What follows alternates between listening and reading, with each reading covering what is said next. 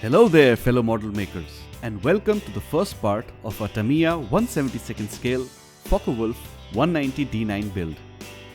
For various reasons, I have been away from the modeling bench for a bit now and decided to use this quick build as a way back to get in rhythm. Right, let's get on with it. This box is larger from your usual 1/72nd scale kits. The box art shows the distinct red underbelly and white stripes of the 190s from the JV-44 squadron. Apparently, the red underbelly was a means to clearly identify the aircraft to friendly anti-aircraft gunners and try and stop them from blowing holes in your wings, which, as one may imagine, could be very inconvenient. The JV-44 was led by the legendary Adolf Galland and operated the new jet-powered Me-262s. The Focke-Wulf 190s in JV-44 provided protection to the Me-262 that was vulnerable during takeoff and landing, and the 190s would provide cover during this stage of the mission. Once built, the wingspan of our kit will be 145 mm and the fuselage 142 mm. On this side, we have the two available markings. We will be building the red one, flown by Lieutenant Heinz Schassenberg, an ace who had 104 aerial victories to his name.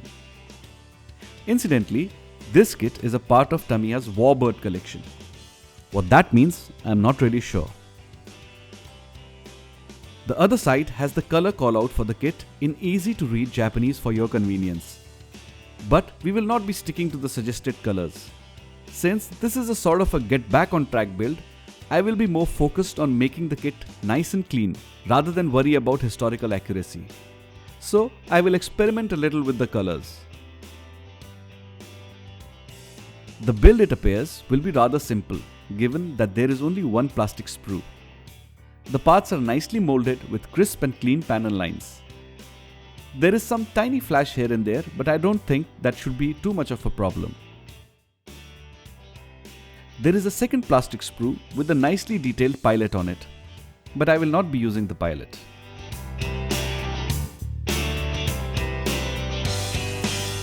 The clear sprue has a two-part canopy in it.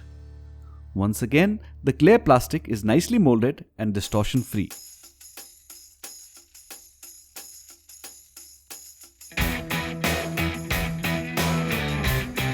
There are a lot of decals in this kit, especially for the underside. Unfortunately, the white stripes are not individual decals. Rather, 4 or 5 stripes have been put on a single decal, with a lot of carrier film between them. We will have to cut away the individual stripes, because there is no way I am putting all that carrier film on the kit. There is another small decal sheet which has the instrument panel decal and the swastikas on it. There is also a decal for the pilot's belt and harness. Nice. Given the simplicity of the kit, the instruction sheet is pretty straightforward, with not too many steps.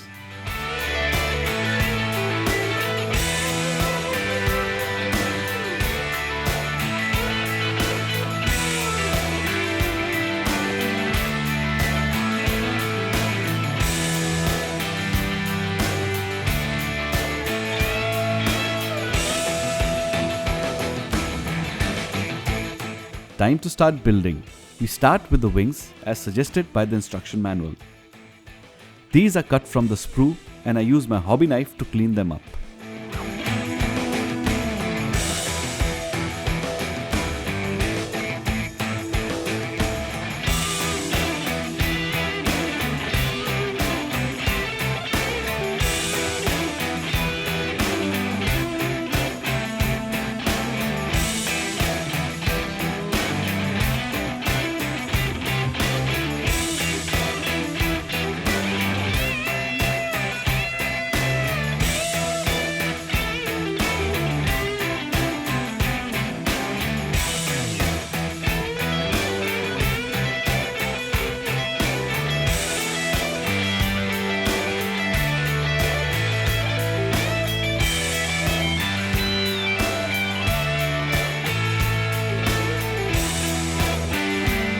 I use some Tamiya cement to glue the wing parts together.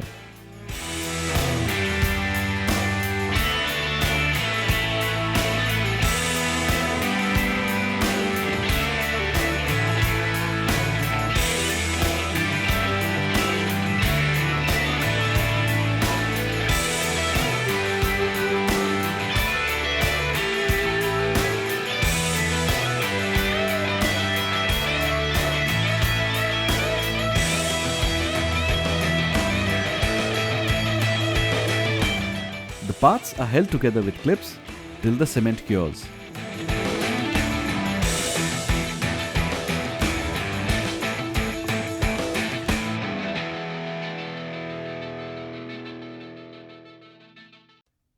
While that happens, let's get the cockpit parts cut and cleaned.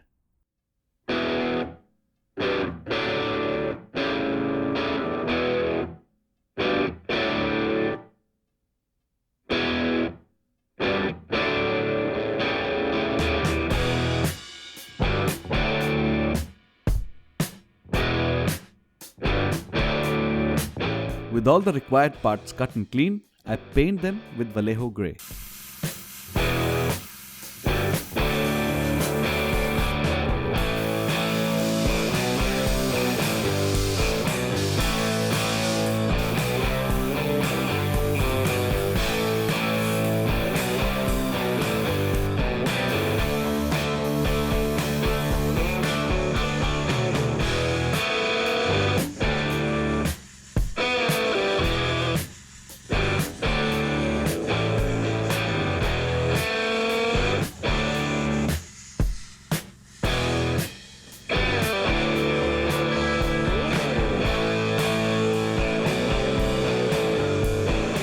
I also paint the wheel wells with the same grey.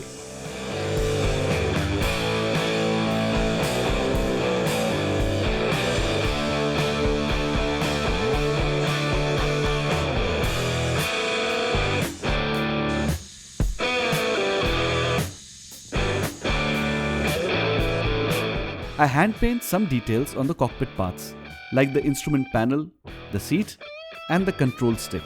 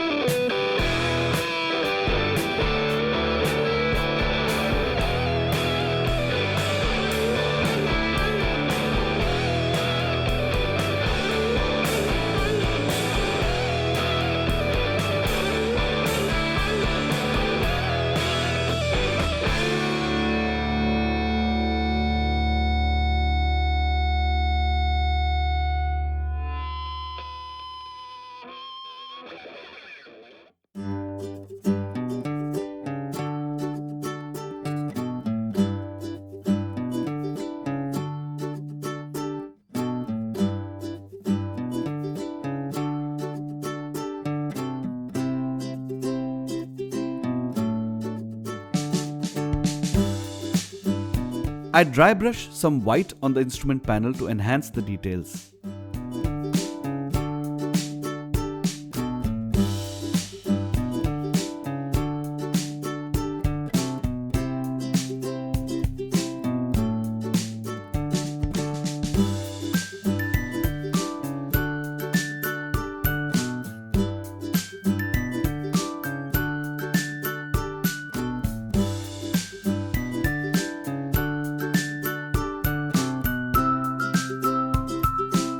The seat harness decal is now fixed in place.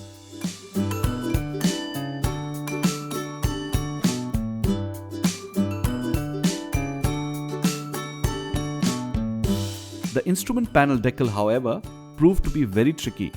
It simply disintegrated. I have never seen this happen before. I have had decals tear on me, but nothing like this.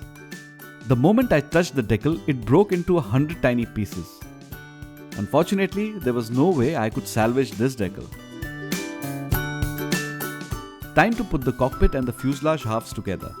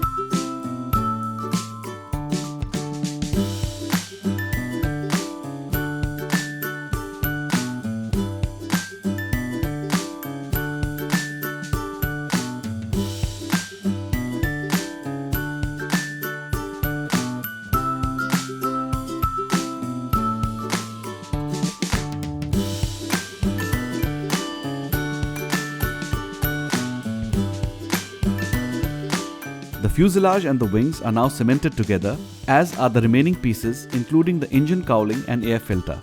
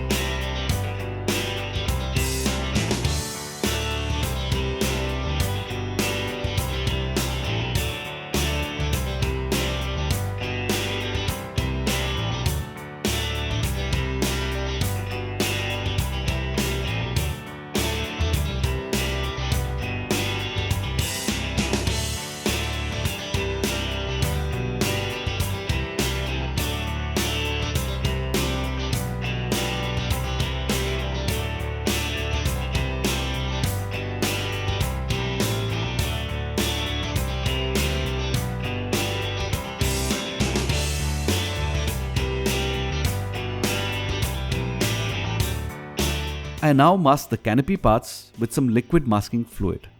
I put a drop of the masking fluid in the middle and then push it to the sides using a sharp cocktail stick.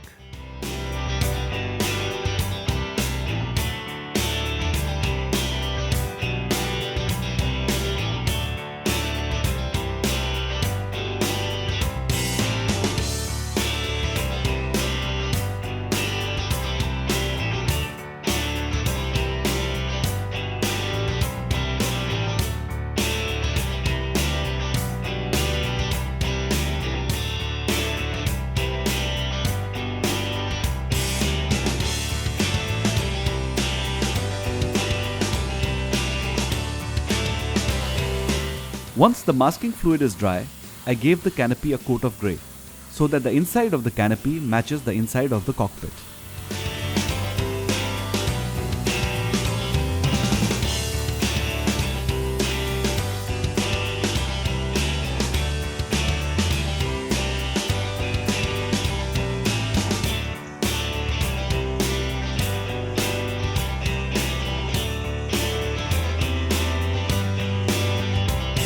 The front half of the canopy was now glued in place.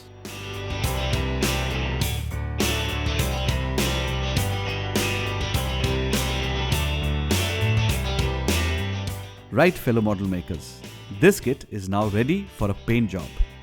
However, that will have to wait till the second part of the series. Thanks for watching. I hope you enjoyed the video. Next time, we will paint and weather this kit. Till then, good luck and happy modeling.